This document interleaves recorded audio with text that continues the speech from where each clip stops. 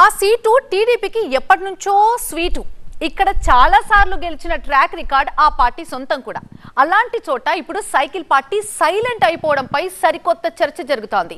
కూటమిలోని మరో మిత్రపక్షం మాత్రం అంతకంతకు బలపడుతుంటే తెలుగు తమ్ముళ్ళు మాత్రం డీలా పడిపోతున్నారట. ఈ నియోజకవర్గంపై టీడీపీ అధినాయకత్వం కూడా ఫోకస్ పెట్టడం లేదన్నది క్యాడర్లోని ఓ వర్గం మాట. అయితే కీలకమైన సీటు విషయంలో అధిష్టానం లెక్కలు వేరేలా ఉన్నాయన్నది మరికొందరి అంచనా. ఇంతకు అసలు అక్కడ ఏం జరుగుతోంది, టీడీపీ సైలెన్స్ కి గల కారణాలేంటో ఇప్పుడు చూద్దాం. ఆ సీటుపై టీడీపీ ఫోకస్ ఎప్పుడు? మిత్రపక్షం కోసమే ఫోకస్ తగ్గించారా? కొత్త తలనొప్పులు వద్దని సైలెంట్ అయ్యారా?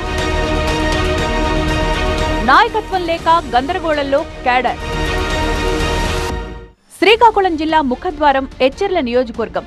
ఫార్మా హబ్ గా doctor BR Ambedkar university, engineering కాలేజీలు, వివిధ విద్యా సంస్థలతో ఎడ్యుకేషన్ హబ్ గా ఈ ప్రాంతం పేరు తెచ్చుకుంది. శ్రీకాకుళం జిల్లాలో అంతటి ప్రాధాన్యత ఉన్న ఎచ్చెర్ల నియోజకవర్గంలో టీడీపీ గురించి చెప్పాలంటే 2024 ఎన్నికలకు ముందు, ఆ తర్వాత అని చెప్పుకోవాల్సిన పరిస్థితి. మొదటి నుంచి టీడీపీకి ఈ నియోజకవర్గం కంచుకోటగా ఉంటూ వస్తోంది. టీడీపీ ఆవిర్భావం నుంచి 1999 వరకు వరుసగా 5 సార్లు ఇక్కడి నుంచి టీడీపీ సీనియర్ నేత ప్రతిభాభారతి గెలుపొందారు. గతంలో ఉమ్మడి ఆంధ్రప్రదేశ్ శాసనసభ స్పీకర్ గాను ఆమె వ్యవహరించారు. 2014 ఎన్నికల్లో మరో సీనియర్ నాయకుడు కళా వెంకట్రావు టీడీపీ తరపున ఇక్కడి నుంచి గెలుపొందారు.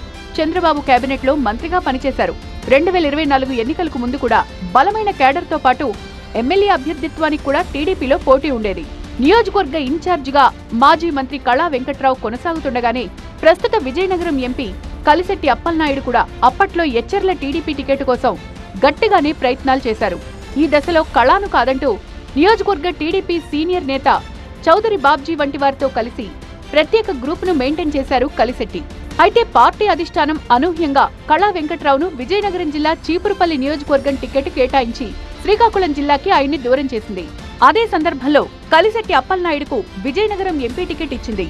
పొత్తులో భాగంగా కొత్తవాడైన బీజేపీ నేత ఎన్ ఈశ్వర్రావుకి కూటమి తరపున ఎచ్చెర్ల టికెట్ దక్కింది. అలా ఈ ముగ్గురు నేతలు ఆయా స్థానాల నుంచి గెలుపొందారు. అయితే ఎన్నికల ఫలితాల తర్వాత నుంచే ఎచ్చెర్ల నియోజకవర్గంలో టీడీపీ పరిస్థితి అగమ్యగోచరంగా తయారైందనే చర్చ జరుగుతోంది. కళా వెంకట్రావు చీపురుపల్లి ఎమ్మెల్యేగా మారి పూర్తిగా విజయనగరం జిల్లా రాజకీయాలకు పరిమితమయ్యారు. విజయనగరం ఎంపీగా కలిశెట్టి అప్పలనాయుడు సైతం ఆ జిల్లా రాజకీయాల్లోనే బిజీ అయిపోయారు. అయితే కలిశెట్టి నివాసం పార్లమెంటు పరిధిలోని ఎచ్చెర్ల నియోజకవర్గంలోని రణస్థలం కావడంతో అప్పుడప్పుడు ఎచ్చెర్ల నియోజకవర్గానికి చుట్టపు చూపుగా వచ్చి వెళ్తున్నారు. కలిశెట్టితో విభేదించి కళా వెంకట్రావుని నమ్ముకొని పనిచేసిన నాయకులు ఆ తర్వాత కొంతకాలం పాటు ఎవరితో వెళ్లాలో తెలియని అయోమయ స్థితిలో పడిపోయారు. ఆ తర్వాత కలిశెట్టి నాయకత్వంలో పనిచేయాల్సి రావడంతో ఆ రకంగా ముందుకు సాగిపోతున్నారు. అయితే లోలోన మాత్రం ఇంకా వాళ్లు పూర్తి స్థాయిలో కలవలేకపోతున్నారు. దీంతో నియోజకవర్గ టీడీపీలో ఒక్కసారిగా స్తబ్దత నెలకొంది.